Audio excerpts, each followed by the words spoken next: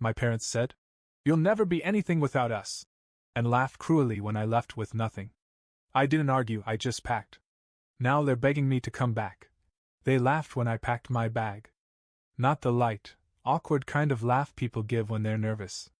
No, this was sharp, ugly laughter, the kind meant to slice skin. My mother stood in the doorway, arms folded, a smirk spreading like oil across her face. My father was seated at the kitchen table, his coffee cup trembling slightly as he chuckled. You'll never be anything without us, he sneered. Go ahead, see how far you get. I didn't say a word. I didn't need to. I zipped up my old duffel, slung it over my shoulder, and walked out. No backup plan. No savings. Just a train ticket I bought with crumpled singles and the kind of raw determination that only comes from being told your whole life that you're nothing. It wasn't just one moment. That night was just the finale. The signs had been there since childhood. Every report card I brought home was met with a shrug. B+? Why not an A? My dreams of being an architect were called delusional. My sketchbooks? Ripped up once by my dad because I left them on the kitchen table. You think you're some kind of genius? He asked, as if the answer had to be no. By the time I turned 18, I was so used to silence and scorn that I started believing them. Maybe I wasn't smart enough. Maybe I would fall on my face. But something inside me refused to die, a tiny, flickering flame they hadn't managed to smother. Not yet. I held onto that flame when I boarded a bus with $23 in my pocket and no clue where I was going. The only thing I knew was that I had to leave. I had to prove them wrong, or die trying.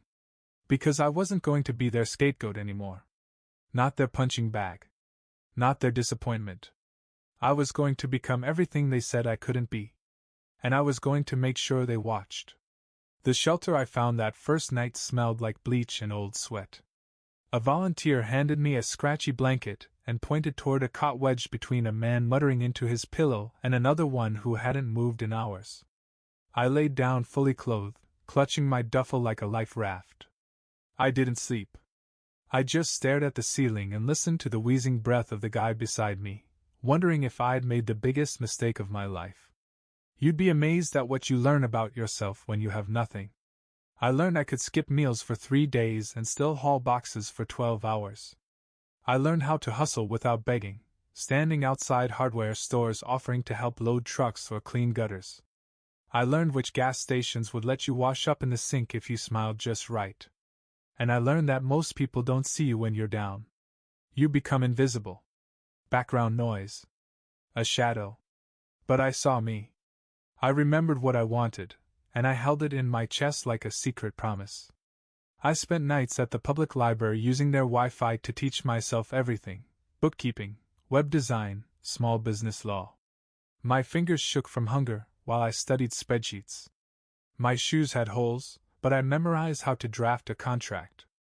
I didn't care what it took. I was building something. Quietly. Patiently. I started small, fixing broken furniture for free on Craigslist. Then I charged $10. Then $25. Then someone asked if I could design a website for their landscaping company. I said yes, then stayed up 3 nights learning how. That site led to another job. Then another. And slowly, month by month, dollar by dollar, I scraped my way out of the pit my parents left me in. They thought I'd beg to come home. Instead, I began building an empire from the ashes they thought they buried me under. It wasn't flashy at first. I didn't suddenly land a big client or wake up rich. No, my success came like winter creeping over a field, quiet, persistent, and impossible to stop once it started. I saved every dime. Ate ramen. Lived in a studio the size of a walk-in closet. But that studio had a desk, and on that desk, I built my first company. A design and repair business. I called it FixForge, because that's what I was doing, forging a new life by fixing what others tossed aside. In year 1, I made just enough to file taxes and prove to myself I wasn't a fluke. In year 2, I hired my first contractor, a guy named Derek who used to sleep 2 bunks down from me at the shelter. We didn't talk about that. We didn't need to. We both knew where we came from. By year 3, Fix Forge had a real office.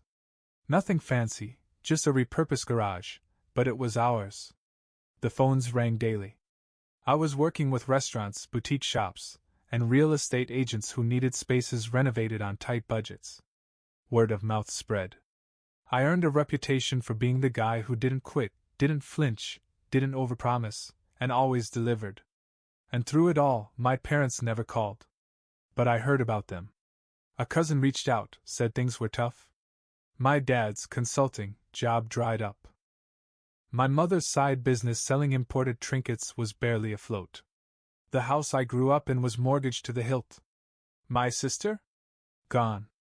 Moved across the country and stopped taking their calls. They were alone.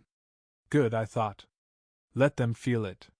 Let them sit with the silence they forced me into. Because I wasn't just surviving anymore. I was winning. They say the world doesn't care about your pain, only your results. I learned that firsthand when the first article dropped. It wasn't even supposed to be a big deal. A local business journal had been running a small business spotlight column, and one of my clients, a cafe owner I'd helped renovate their entire space on a shoestring budget, recommended me. The interview was short, casual. I didn't think much of it. But the headline changed everything. From homeless to hustler, how one man built a booming renovation business from scratch. Suddenly, I wasn't just a guy with a toolbox and a laptop. I was a story. Clients came in droves. Speaking invitations followed. People wanted to shake my hand, hear my journey, take selfies with me in front of the office like I was someone that mattered. A couple of schools even asked me to talk to their students about perseverance. I said yes. Not because I needed the attention, but because if just one kid in that room had parents like mine, I wanted them to know they weren't crazy, or worthless, or doomed. They were powerful. Just like I was. The real estate agents I once begged for work were now offering me six-figure contracts. A boutique hotel downtown hired us to redesign 20 rooms. I flew first class for the first time in my life to meet with a franchise owner in Phoenix. I remember sitting in that seat, sipping black coffee and watching the clouds below, thinking, they said I wouldn't make it to the end of the block. Now I'm flying over states. It felt good. But not as good as what came next. A cousin I hadn't heard from in years sent me a message out of nowhere. Your parents saw the article. I stared at the message for a long time. He said they were stunned. My dad scoffed and tried to act unimpressed. My mom apparently cried when she read the part about the shelter. I bet she told herself it was exaggerated. I bet she told herself I was being dramatic. Because that's easier than admitting they'd abandoned their son, and he'd still made something of himself without them. And then came the message I was waiting for. From a number I hadn't seen in years. Can we talk? Just 3 words. From the woman who once laughed as I packed my single bag and walked out into the night. I didn't respond. Not right away. Instead, I scrolled through the photos in my phone, pictures of my crew smiling at job sites, snapshots of my name on business cards, receipts from hotels with marble lobbies and ocean views. Then I typed. Dinner. My place. Friday. No details. No address. Just enough to make them wonder what had changed. And to remind them, everything had. My house sits at the top of a hill just outside the city. Black iron gates. Long, winding driveway. Clean lines, tall windows, and silence so complete you can hear your own thoughts bouncing off the walls. They pulled up late. I watched from my office window as my mother stepped out of the car first, nervously smoothing down her coat. My father followed, his shoulders drawn in tighter than I'd ever seen. No smugness. No bluster. Just caution. Hesitation. Like they weren't sure if they were walking into a home, or a courtroom. Good. That was the point. I met them at the door. No hugs. No fake warmth. Right on time, I said. They stepped into the entryway, taking it in. The stone floors. The chandelier. The faint scent of eucalyptus from the diffuser in the corner. You live here? My mother asked, like she still couldn't believe it. I didn't answer. I just gestured toward the dining room. The table was already set, gleaming silverware, crystal glasses, 3 covered dishes steaming gently under silver domes. A hired chef had prepared everything. I wasn't trying to impress them. This wasn't about celebration. This was about optics. About creating a moment they couldn't rewrite or explain away. They sat. My father cleared his throat. "This is nice." I poured wine into their glasses without a word, then sat at the head of the table and finally looked them in the eyes. My mother shifted in her seat. My father glanced at his glass but didn't drink. "Why did you invite us?" he asked. I smiled, not kindly. "Because I wanted you to see what you walked away from." There was a long silence. My mother opened her mouth, but I held up a hand. "Before either of you says a word, I want to remind you of something." I pulled a small remote from my pocket and clicked it. A hidden projector lit up the far wall, where I'd cued a video. It wasn't dramatic. Just a stitched-together compilation of old voicemails, recorded conversations, and scanned text messages. Things they'd said. Things they'd written. All the times they told me I was nothing, mocked my work, laughed behind my back. Their own words, playing back to them in a warm, well-lit dining room in a house they didn't help build, because they didn't believe I could. My mother gasped. My father looked like he'd been hit.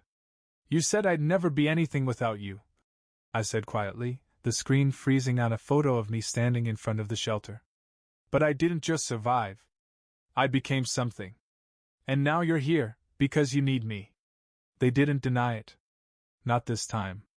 I watched them crumble, just a little, the beginnings of the fall. And I wasn't even close to done. They sat frozen, watching their past play out in real time on the wall. There was no way to deny it. The cruel laughter. The jabs. My mother's dismissive voice in one recording saying, "He'll come crawling back. He always does." My father grunting, "Let him sleep in the street. Might finally toughen him up." The room was silent when the video stopped. Not even the sound of chewing. The food on their plates remained untouched. "I don't want your apology," I said, standing. "You've had years to give that. And let's be honest, if I were still broke, we wouldn't be having this dinner, would we?" My mother flinched. "We didn't know. We didn't realize you were." "What?" I cut in, my voice still calm. "Worth something?" She looked down at her hands. My father sat rigid, jaw tight. "I used to think I had to earn your love. That if I worked hard enough, paid your bills, played nice, eventually you'd look at me the way you looked at my older brother. Or even each other." I walked around the table slowly, my footsteps echoing in the high-ceilinged room. "But that never happened. Because you didn't want a son, you wanted a servant. A scapegoat. And when I stopped playing that role, you had no use for me." My father started to speak, but I held up a hand again. "I'm not done." I stopped behind their chairs. "I invited you here tonight not to reconnect, but to make sure you understood exactly what you lost. Not just the money, or the success, or the safety net you always thought I'd be. You lost me." My mother's lip trembled. "Please, we didn't mean." "Yes, you did," I said sharply, still quiet. "You meant every word. Every dig. Every time you said I was worthless. You meant it." I reached into the sideboard and pulled out a sleek little voice recorder. "You remember how you used to say, 'Don't bite the hand that feeds you'? Well, I've fed myself. Built myself. And now—" I clicked the button, and the room filled with their voices again, but this time, live. The conversation we just had. Every excuse, every stammer, every pathetic attempt at sympathy. It had all been recorded. "I'm going to let people hear this," I said simply. "Not for revenge. For closure. For the people out there who are still in my shoes, still being told they're nothing. I want them to hear how empty and scared the people at the top of the abuse chain become, once you stop giving them power." My mother looked like she might cry. My father looked like he wanted to stand up, fight back, say something cruel, but he didn't. He couldn't. Because they knew they had already lost. "Finish your wine," I said, turning my back to them. "Then get out." They didn't argue. They left slowly, like people walking away from a funeral. And in a way, that's exactly what it was, the burial of whatever fantasy they had about control, legacy, or being needed. I didn't follow them out. I just stood at the window, sipping my own glass, watching their car disappear down the drive, the same way I had once walked down a cracked sidewalk into nothing. But now, I owned the road. It went live at noon on a Wednesday. The recording, trimmed down, sharpened, nothing exaggerated. Just their voices, their words, their condescension. I didn't post it myself. I gave it to a podcast I trusted, one that focused on toxic family dynamics and the cycle of emotional abuse. They called the episode "The Ones Who Laughed When I Left." By Thursday morning, it had gone viral. The comments rolled in by the thousands. People didn't just listen, they heard themselves in it. The woman who said, "My father called me a failure too, this gave me chills." The man who wrote, "I left home with nothing. Hearing this felt like justice." The inbox filled with stories I didn't expect, pain echoed back, shared and understood. I didn't name names. That wasn't the point. But the people who needed to know. They recognized the voices. So did the neighbors. My parents' phone started ringing again, but not with support. With questions. Condemnation. Disbelief. Their inner circle, the ones they used to gossip with at the country club or boast at church, began pulling away. No more dinner invites. No more polite smiles in the grocery store. Just sideways glances and closed doors. They called me, of course. Dozens of times. First angry. Then pleading. My mother left a voicemail, voice trembling, saying, "You've ruined us." And for the first time, I smiled, not out of cruelty, but clarity. Because they hadn't been ruined by me. They were ruined by the truth. And they'd handed me every tool I needed to expose it. My father's business acquaintances started backing away. Clients withdrew quietly. Even old friends stopped returning their calls. One of them sent me a message. "Didn't know what they were really like. Glad you showed us." It wasn't about revenge anymore. It was revelation. The boy they tried to erase had become the man who rewrote the narrative. I didn't answer when they came to the gate. They stood outside in the cold, bundled up in jackets I was certain they couldn't afford anymore. My mother pressed the intercom button like it might change my mind. My father just stared at the camera, as if sheer willpower might reopen a door that had sealed shut years ago. I watched from inside. Didn't speak. Didn't blink. The security system had facial recognition. It flagged them automatically as "Do not admit." And the gate, a tall iron curve of black and quiet elegance, held. Eventually they left. They didn't try again. I didn't need to yell, or curse, or list off their wrongs one by one. That's the thing about truth, once it's out in the open, it does all the heavy lifting for you. And silence, when it comes from someone who used to beg for acknowledgement, becomes a thunderclap. I changed my number. Blocked their email addresses. Cut every thread. And just like that, they vanished from my life. No more calls. No more messages. No more weight dragging behind me like a shadow. People sometimes ask if it felt good, walking away from them for good. It didn't feel good. It felt clean. Like standing under a cold shower after dragging yourself through the filth of someone else's cruelty for years. A shock. A stillness. A reset. I walked through my house that night, every room lit by the soft glow of the life I built. I stood in the kitchen, poured a glass of water, and leaned against the counter as the city lights flickered beyond the windows. Not thinking of them. Not remembering the boy I used to be. Just standing there, quiet, in the home they swore I'd never have. You'd think I'd feel triumphant. After all that, after rising from the bottom, building a life brick by brick, showing them they were wrong in every possible way, you'd think there'd be some kind of euphoria. But the truth is, it was quieter than that. It wasn't about vengeance, not anymore. It was about standing at the summit of a mountain they swore I'd never climb, and realizing they never made it up here. Not because I pushed them down. Because they never even started. That was the real difference between us. I spent my life trying to earn their respect, thinking that if I just worked harder, just gave more, they'd finally see me. But they didn't want to see me. They wanted someone smaller. Someone who needed them. But I stopped needing them the day I walked out with nothing. Everything after that, the shelter, the sleepless nights, the hunger, the grind, it burned away all the weakness they tried to leave in me. It left behind something stronger, calmer, sharper. They tried to teach me that love was conditional, that I had to buy my place in their world. But life, real life, taught me something better. That you don't have to prove your worth to people who refuse to see it. That sometimes, family isn't your blood. Sometimes, it's the people who show up when you've got nothing to offer. Like Derek, the guy I used to split a sandwich with at the shelter, who now manages 2 crews for me. Like the woman at the library who stayed late one night to help me figure out a tax form. Like the kid I mentor now, whose parents call him a burden, and who finally smiled when I told him, "You're not. You want to know the real victory? It's not the house. Or the company. Or the silence from the people who once laughed at me. It's knowing that I became more because they gave me less. And I never have to ask for their approval again."